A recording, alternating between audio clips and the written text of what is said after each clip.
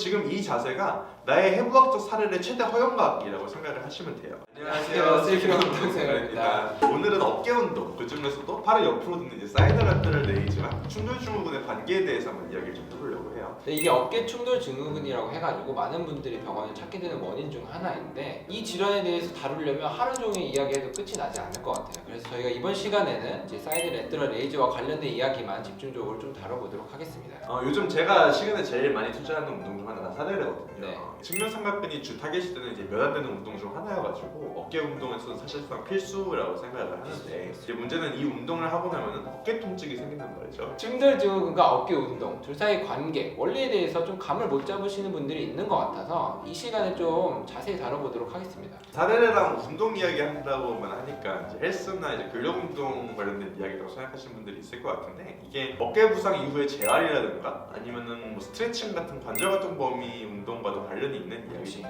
한번 같이 한번 보시고 좀 같이 고민 한번 해보셨으면 좋겠습니다. 네. 이전에 광배 영상이었던 것 같아요. 네, 아마 저희 두 번째 영상이었던 것 같거든요. 저희가 이제 견갑상한 리듬이라는 것을 언급한 적이 있었는데, 어깨를 움직일 때 견갑골과 위팔뼈 사이의 관계에 대한 이론입니다. 팔을 벌릴 때 견갑골이 1, 위팔뼈가 2 비율로 움직인다는 내용이에요. 네, 그러니까 팔을 이렇게 180도 들어가지고 귀 옆으로 붙이는 과정이 있잖아요. 이게 단순히 위팔뼈만 뭉치는 게 아니고, 이제 모형을 보시면은 이게 위팔뼈고 견갑골인데, 이제 60도 같은 경우는 견갑골이 도는 거고, 나머지 120도를 견갑상완 관절이 이렇게 움직여가지고 최종적으로 180도가 된다라는 내용이에요. 문제는 이제 여기서 발생을 합니다. 이제 충돌 증후군이라는 질환이 이제 단순히 설명을 하면 어깨 관절에서 위팔뼈의 이제 과도한 외전으로 인해 변봉과 위팔뼈 사이에 이제 충돌이 발생을 하게 되고, 그 사이에 있는 조직이 손상을 받는다는 걸 의미를 해요. 문제는 이 질환의 원인이 되는 이 과도한 외전이라는 자세가 사레레의 운동 범위랑 일부가 겹친다는 게 문제예요. 삼각근이라는 근육이 견갑상완 관절에만 일부 겹쳐있기 때문에 견갑골이 회전하는 데는 전혀 영향을 끼치지가 않아요. 그러니까 사레레를 통해서 측면 삼각근을 최대 수축을 하게 되면 충돌 증후군이 생길 수밖에 없는 구조가 되는 거죠. 이제 거기다가 해부학적 구조상 위팔뼈에는 대결절이라고 톡 튀어나와 있는 구조가 있어요. 이게 팔이 내외전되어 있는 상태에서는 견갑골의 이제 견봉 아래쪽으로 위치하게 되니까 더 낮은 각도에서도 충돌 증후군이 생길 수 있는 이제 그런 환경이 조성이 되거든요. 그래서 사례를 도대체 어디까지 들어야 안전하다고 말할 수 있나요? 사실 이런 질문 자체가 사실은 이제 의미가 없는 거예요. 이 이야기를 하려고 앞으로 썰을 푼 건데, 사람에 따라서 견갑골의 크기나 상완골의 크기나 아니면 견갑골의 견봉의 크기 아니면 각도나 이제 형태에 따라서 사람들마다 다 다르기 때문에 사례가 가능한 범위가 각기 다 다릅니다. 거기다가 앞에서 말했듯이 팔을 드는 거는 견갑골과 상완골의 합입니다. 여러분 회전의 합이라고. 회전이라고 안 했어?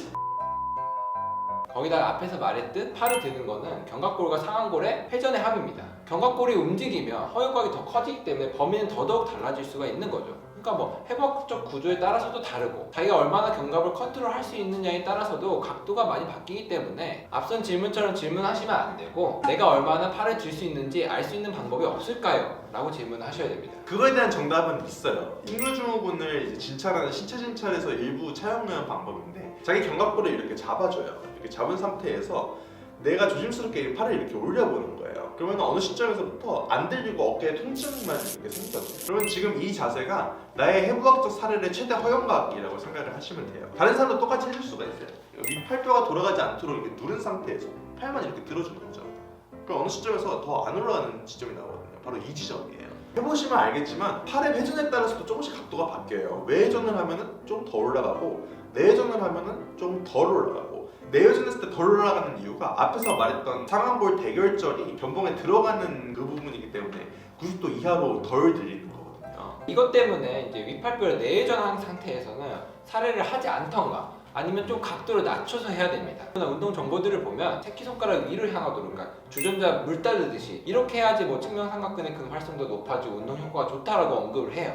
팔을 내전해서 운동을 하면은 측면 삼각근에 대한 근활성도가 좋아진다는 논문이 실제로 있어요. 그래가지고 아마 이렇게 주전자 따르듯이 사례를 하라는 말이 생겼을 것 같은데, 근데 다만 이제 충돌증후군의 위험도 같이 증가한다는 게 문제라는 그치, 거죠. 그치. 이제 저 같은 경우도 이제 내전에서 운동 가끔 하거든요. 이렇게 하면 느낌이 조금 더 잘 올 때가 있어요. 그런데 충돌증후군에 대해서 저는 알고 있으니까 그래서 일부러 가동범위를 좀 많이 죽여서 합니다. 그러면은 선택지가 두 가지가 생기는 거죠. 첫 번째 같은 경우는 내외전에 비해서 조금 근해성도는 떨어지지만 관절가동 범위를 더 크게 가져갈 수 있는, 그러니까 충돌증후군의 위험이 비교적 떨어지는 이제 외회전이나 중립그립 사례를 할 것인가, 아니면은 충돌증후군의 위험 때문에 관절가동 범위 조금 떨어지지만 근활성도는 높은 내외전 사례를 할 것인가, 이렇게 두 가지 옵션이 있을 것 같은데 저는 뭘 선택할지는 선택의 영역이라고 생각하기는 해요. 관절가동 범위를 좀 더 크게 가져갈 수 있는 1번 외회전이나 중립 사례를 위주로 운동을 하고, 2번 내외전 사례 같은 경우는 좀 느낌만 가져가는 식으로 섞어가는 게 맞지 않나라는 생각이 듭니다. 이제 영상을 보시고 난 내외전 해도 운동해도 큰 문제가 없던데? 이렇게 생각하시는 분들이 있을 수 있어요. 물론 그럴 수 있습니다. 사람마다 구조가 다르기 때문에. 근데 지금은 괜찮다고 하더라도 반복적으로 운동을 하게 되는 경우에는 내부 구조가 바뀔 수도 있고, 그러니까 이제 회전근개가 붙는다거나 아니면 골극이라고 뼈가 자라는 현상이 생길 수도 있어요. 모르는 새에 또 닳고 닳아가지고 문제가 발생할 수도 있기 때문입니다. 그래서 제가 그 입장에서는 추천드리고 싶지는 않아요. 거기다가 이제 신쌤이 이제 외회전이나 중립그립을 하는 경우에는 관절 가동 범위를 더 크게 가져갈 수 있다라고 이제 언급을 했는데, 관절 가동 범위를 크게 가져가는 경우에는 이제 근육에 이제 크램프가 더 잘 발생하고 이런 경우에 부피 성장을 이어질 수 있다라는 논문도 있어요. 그래서 팔을 내외전 시에 이제 근육의 활성도가 더 높다고는 하나 관절 가동 범위에서 얻을 수 있는 효과를 이길 수 있을지는 저는 잘 모르겠어요. 그러니까 근활성도와 관절가동 범위의 장점 간의 싸움일 거라는 거죠. 그렇죠. 그래서 이제 신쌤이 언급한 1번과 2번의 효과는 비슷할 수 있다고는 생각을 하지만, 단점 여기서는 이제 2번에서 충돌증후군이 발생을 할 수 있는 거잖아요. 그렇기 때문에 저는 단점이 없는 1번을 선택할 것 같습니다. 다시 원래 이야기를 좀 돌아오면 이제 견갑골을 고정한 상태에서 사례를 한다면 본인만의 허용각을 알 수 있을 것이다 까지 이야기를 했어요. 제가 이렇게 학생 때 충돌이 심해가지고 사례를 잘 안 했었어요. 그래가지고 덤벨프레스 위주로 좀 운동을 했었는데 아무래도 한계가 있을 수밖에 없더라고요. 측면 삼각근을 좀 잘 안 컸었어요. 저는 그래서 견갑상한 리듬에 대한 개념을 알고 난 이후에 사례를 할 때 견갑을 고정시킨 상태에서 90도 안쪽에서만 이렇게 짧게 삼각근을 이용하는 연습을 위주로 많이 했었거든요. 그리고 앞에서도 이야기했지만 견갑골이 도는 것 같은 경우는 삼각근 운동 입장에서 사실 쓸모가 없는 모션이에요. 그래서 일부러 팔을 멀리 벌리지 않고 충돌증후군이 생기지 않는 최대 관절가동 범위에서 이 삼각근을 사용하는 고유 감각을 키우기 위해서 이런 식으로 운동을 많이 했었던 거예요. 네. 견갑골을 고정한다고 계속 말을 하고 있는데 도대체 내가 견갑골을 잘 고정해서 하는지를 알 수 있는 방법이 있나요? 네, 견갑골이 도는지는 이제 승모, 특히 상부 승모를 관찰하면 알 수 있어요. 이제 거울을 보면 정면에서 내 상부 승모가 보이잖아요. 견갑골을 회전시키는 근육은 대표적으로 상부 승모가 있고, 그리고 아래쪽에서 전거근이 있어요. 그러니까 상부 승모가 위쪽에서 당겨주고 전거근이 아래쪽에서 이렇게 밀어주는 그런 형태로 견갑골이 돌게 되는데, 거울을 보면서 상부 승모가 수축을 하는지 안 하는지를 이제 확인하면서 상부 승모의 수축을 최대한 억제를 한 상태에서 팔을 들어주면 견갑 상완 관절만 이용한 이렇게 삼각근 운동을 할 수 있습니다. 또한 논문에서 보면 어떤 사례를 할 때 측면 삼각근의 활성도가 30도에서 60도 그리고 60도에서 90도 사이가 가장 높게 나오기 때문에 사실 각도를 높게 들지 않아도 큰 손해를 보지 않을 거예요. 그러면 팔을 낮은 각도에서만 운동하면 되나요? 이게 이제 생각을 해보면 팔을 이제 지면과 평행한 이 90도 이 이상을 들어야지 삼각근의 레버암이 가장 길어지게 되고 가장 힘든 구간이 나타나게 되는데, 이제 그 부분을 스티키 포인트라고 이야기를 하죠. 이제 이런 부분이 생기기 때문에 팔을 90도 이상으로 드는 것이 좋지 않나요? 이렇게 생각을 하실 수가 있을 것 같아요. 네, 그래서 저는 이전까지는 이렇게 짧게 운동을 하다가 그 스티키 포인트 이슈 때문에 지금은 견갑골 회전을 어느 정도 허용을 해가지고 스티키 포인트는 지나가게 90도까지는 어느 정도 운동을 해주는 방식으로 운동을 하고 있어요. 이 부분은 좀 숙달이 좀 필요할 것 같기는 해요. 왜냐하면 90도를 들기 위해서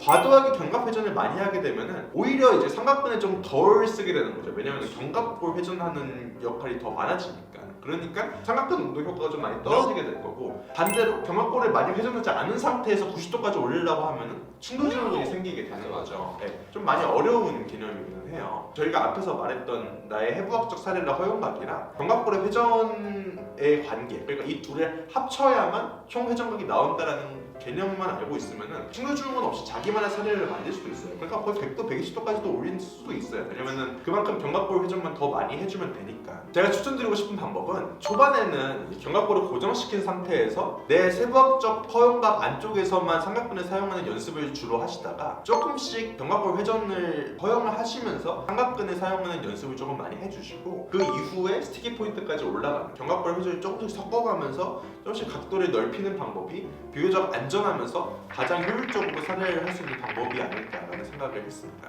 자, 이렇게 이제 사례를 할 때 충돌 증후군이 생기지 않기 위한 원리, 과정에 대해서 좀 이야기를 해봤습니다. 좀 많이 어려운 이야기였을 것 같기는 한데 그래도 좀 중요한 이야기니까 꼭 이해를 하고 하시면은 사례를 할 때 충돌증후군 없이 안전하게 운동하시는 데 도움이 좀 많이 될 거예요. 다음 시간에는 반대로 운동을 할 때 가장 효율적인 형태의 사례는 무엇인지 다양한 운동 방법이나 종류 관련해서도 한번 이야기를 좀 나눠보도록 하겠습니다. 어깨 운동 관련해가지고 뭐 이야기할 게 무궁무진하기 때문에 끝나지 않을 것 같습니다. 내가 마무리나? 네. 지금까지 해가지고 저희 영상이 많이 도움이 되셨다면 구독, 좋아요 부탁드릴게요. 감사합니다. 안녕.